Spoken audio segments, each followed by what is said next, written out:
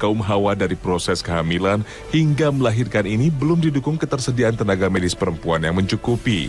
Bahkan dokter spesialis kandungan masih didominasi kaum pria. Secara syariat, bolehkah melakukan proses pemeriksaan kandungan hingga persalinan dengan dokter laki-laki?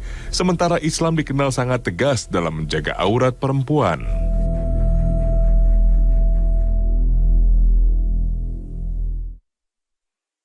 Kalau sampai dokter kandungannya laki-laki, maka ini pelanggarannya sangat berat. Kenapa? Karena dokter kandungan itu akan melakukan pemeriksaan bukan hanya sekedar menyentuh kulit dan sebagainya, tapi bagian kehormatan yang paling penting yang dijaga oleh wanita itu akan dilihat, dan bahkan bukan hanya dilihat, akan dilakukan berbagai macam pemeriksaan. Maka ini adalah sesuatu yang sebenarnya sangat-sangat haram dan sangat-sangat tidak dibenarkan. Tetapi kalau dilakukan oleh dokter kandungan yang wanita, sebenarnya wanita pun juga tidak boleh melihat, ya kan? Karena walaupun sesama wanita tetap saja itu aurat. Yang boleh melihat satu-satunya kan hanya suaminya saja. Yang boleh melihat seluruh tubuh wanita itu hanya suaminya saja. Bahkan ayahnya, saudaranya, bahkan sesama perempuan pun sebenarnya juga haram juga aslinya. Tetapi karena ini kaitannya dengan urusan mau melahirkan dan harus ditangani oleh orang yang memang ahli, maka dokter kandungan wanita pun sebenarnya masih darurat juga. Seharusnya yang membantu melahirkan itu adalah suaminya. Tapi kalau suaminya tidak ngerti apa-apa, bukannya malah membantu melahirkan, tapi malah bikin repot, malah dia stres sendiri, maka istrinya tidak jadi melahirkan karena melihat suaminya stres. Oleh karena itu harus dibantu. Harus dibantu oleh siapa? Setidak-tidaknya minimal oleh wanita. Yang nomor satu, kalau bisa, wanita yang membantu itu memang dokter ahli kandungan. Itu yang paling utama. Nah, kalau tidak bisa, harus yang wanita juga. Walaupun dia mungkin sedikit di bawah dari dokter ahli kandungan, misalnya katakanlah dia seorang bidan. Bidan perempuan, itu peringkat kedua. Setelah tidak ada dokter kandungan perempuan, baru bidan perempuan. Nah, seandainya seorang bidan sudah angkat tangan, sudah tidak mampu lagi dan takut kalau sampai terjadi apa-apa, bisa jadi nyawa si ibunya melayang atau mungkin bayinya, maka dia angkat tangan, maka bidan serahkan mungkin kepada dokter kandungan laki-laki. Kalau nggak ada dokter kandungan perempuan, apa boleh buat, barulah di situ peranan dokter kandungan laki-laki pada peringkat yang ketiga. Dan ini sudah dalam keadaan yang darurat. Dan kalau sudah darurat, ya sifatnya adalah bicara tentang resiko nyawa. Nah, ketika pilihannya adalah melihat kemaluan wanita oleh laki-laki yang bukan mahram atau mati, maka yang dipilih bukan matinya, tapi ya apa boleh buat.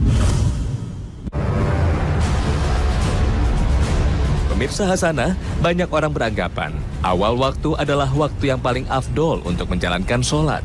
Tapi terkadang beberapa dari kita tidak punya keleluasaan untuk menjalankan sholat di awal waktunya. Bagaimana syariat Islam mengatur hal tersebut? Bolehkah kita menunda waktu sholat dan kapan kita boleh menunda waktu sholat? Sebenarnya yang paling baik sholat itu dikerjakan di awal waktu. Tetapi bukan berarti tidak boleh kita menundanya sampai di tengah atau di akhir waktu. Semua waktu sholat dari awal sampai akhir itu tidak ada yang kalau kita kerjakan itu berdosa. Hanya saja memang urut-urutannya begini. Yang paling baik itu sholat adalah di awal waktu. Tapi kalau ada kondisi-kondisi tertentu di mana kita tidak bisa mengawalkannya, kita boleh sholat agak mundur, bahkan sampai di akhir waktu, asalkan tidak sampai habis waktunya. Itu boleh. Tapi nanti akan ada lagi kondisi yang menarik. Justru ditundanya sholat itu malah lebih afdol. Ada kondisi di mana lebih afdol kita mengerjakan sholat itu tidak di awal, malah ditunda. Contoh sederhananya adalah sholat Jumat. Sholat Jumat itu hampir tidak pernah kita lakukan begitu masuk waktu zuhur. Kenapa? Karena ada khotib yang sedang berkhutbah dan kita wajib untuk mendengarkan khotib itu berkhutbah. Kalau sampai kita sholat duluan sementara khatibnya sedang berkhutbah, justru sholat Jumat kita malah tidak sah.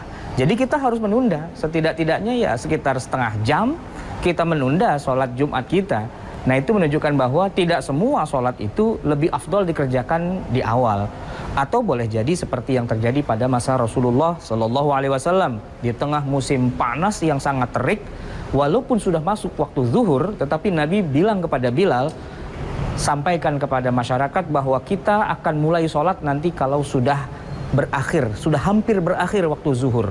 Itu bisa kita baca dalam banyak hadis pada bab at-tabrid lis sholat, untuk mendinginkan waktu sholat. Jadi sholat zuhurnya tidak di awal, malah di akhir-akhir ketika sudah hampir menjelang asar. Kalau sampai ada yang datang ke masjid, malah itu tidak baik pada saat itu. Karena apa? Dia akan mengalami heat stroke. Kenapa? Karena kondisi Madinah sedang sangat panas-panasnya dan Nabi sudah mewanti-wanti kita sholatnya nanti saja. Kadang-kadang Nabi juga menunda sholat isya. Ya, ahyanan wa ahyanan yuakhir al-isya. Kadang-kadang Nabi menunda sholat isya. Kenapa? Salah satu alasannya adalah untuk menunggu jamaah berkumpul lebih banyak. Jadi kalau yang datang baru sedikit, kebiasaannya Nabi malah menunda sholat itu sampai seluruh jamaahnya berkumpul semua. Baru kemudian setelah itu Nabi memerintahkan Bilal untuk melantunkan iqamah. Nah, artinya apa? Artinya tidak selalu di awal waktu itu lebih baik. Kadang-kadang lebih baik di tengah waktu, bahkan bisa jadi di akhir waktu, tergantung bagaimana konteks kita pada saat itu. Pemirsa Hasanah, terkadang dengan berbagai alasan kita terpaksa menunda waktu sholat kita. Mulai dari kedatangan tamu, sedang bekerja, atau sebab lainnya. Untuk kaum pria yang tidak punya uzur bulanan, mungkin tidak menjadi masalah untuk menjalankan sholat di awal, tengah, atau akhir waktu. Namun, lain lagi bagi wanita yang menunda sholatnya saat waktu sholat sudah masuk, kemudian datang haid sebelum mengerjakan sholatnya. Apakah dia dianggap berhutang sholatnya, atau justru dibebaskan dari kewajiban sholat? Pertama, dia tidak mungkin mengerjakan sholat walaupun waktu sholatnya masih ada. Tetapi karena sudah masuk waktunya dan sudah ada durasi tertentu di mana dia bisa sebenarnya, kalau mau dia bisa untuk mengerjakan sholat tapi belum sempat. Maka dalam kondisi seperti ini dia jadi punya beban, hutang untuk mengerjakan sholat nanti sesudah selesai haidnya itu. Ini yang umumnya difahami oleh para ulama, khususnya di dalam mazhab Syafi'i, bahwa kalau sudah masuk waktu dan sudah seharusnya bisa mengerjakan sholat, tetapi belum sempat mengerjakannya dan terlanjur datang haid atau malah datang nifas misalnya, maka sesudah selesai haid atau selesai nifas itu, maka si wanita ini dia masih punya beban untuk mengerjakan sholat tersebut. Walaupun mungkin sudah lewat dari 7 hari, bahkan kalau nifas bisa jadi sampai 40 hari, bahkan bisa sampai 60 hari. Karena pada saat haid dan pada saat nifas itu memang haram hukumnya bagi dia untuk mengerjakan sholat, tetapi dia punya beban hutang itu. Nah, ini juga berlaku pada kebalikannya. Kebalikannya adalah begini, di tengah-tengah haidnya itu, dia kemudian mengalami penghentian darah, dalam arti dia suci. Dan sebenarnya dari sejak sucinya itu, sampai berakhirnya waktu sholat itu masih ada waktu. Sebutlah misalnya sholat zuhur. Itu berakhir dengan masuknya waktu asar jam 3 sore. Dalam keadaan dia haid, jam 2:30 berhentilah darahnya itu. Artinya pada saat itu si wanita itu sudah suci dari haid dan masih ada durasi 30 menit sebenarnya untuk mengerjakan sholat. Maka pada saat itu dia wajib untuk segera mandi janabah untuk mengerjakan sholatnya itu. Karena masih ada kemungkinan untuk mengerjakannya. Seandainya dia tidak kerjakan, mungkin dalam kondisi tertentu, tidak mungkin dia mandi janabah dan sebagainya, sampai kemudian akhirnya habis waktu sholatnya dan dia ternyata belum sempat mandi janabah. Nah, itu juga menjadi hutang juga. Karena apa? Karena ada beberapa durasi sholat yang sebenarnya kalau dia kerjakan sholat itu bisa dikerjakan, ternyata terlanggar juga dengan alasan haid. Maka itu menjadi faktor yang kedua dalam konteks seorang wanita jadi punya hutang mengerjakan sholat gara-gara waktu sholatnya itu ada haidnya. Pemirsa Hasanah, bagi sebagian orang yang terbiasa menjalankan ibadah sholat sunnah, meninggalkan sholat sunnah tersebut rasanya seperti meninggalkan sholat wajib. Bagaimana jika orang itu ingin mengganti sholat sunnah tersebut? Apakah syariat Islam memperbolehkannya? Bahkan dalam waktu-waktu yang ditetapkan haram untuk menjalankan sholat. Nah, dalam hal ini memang ada beberapa contoh kasus seperti yang terjadi di masa Rasulullah, di mana Nabi pernah sesudah sholat subuh itu kemudian beliau sholat lagi. Dan para sahabat kemudian bertanya-tanya, ini sholat apa ya Rasulullah? Nah, beliau mengatakan bahwa tadi saya tidak sempat melakukan sholat sunnah fajar, sholat sunnah sebelum sholat subuh, sholat qobliyah subuh itu terlewat. Padahal beliau sudah terbiasa untuk melakukannya, maka kemudian beliau mengerjakannya sesudah selesai dari sholat subuh itu. Memang nanti para ulama sedikit berbeda pendapat. Apakah dikerjakan langsung sesudah sholat subuh ataukah menunggu dulu terbitnya matahari? Karena memang ada sebagian ulama yang mengatakan janganlah kita mengerjakan sholat itu begitu selesai sholat subuh. Kenapa? Karena ada larangan untuk mengerjakan sholat meskipun itu sholat sunnah kalau sudah selesai sholat subuh sampai nanti terbitnya matahari. Maka ada yang mengatakan bahwa kalaupun kita mau ganti sholat yang tadi terlewat, maka tunggu dulu mataharinya terbit, baru kemudian kita mengerjakan sholat yang tadi itu.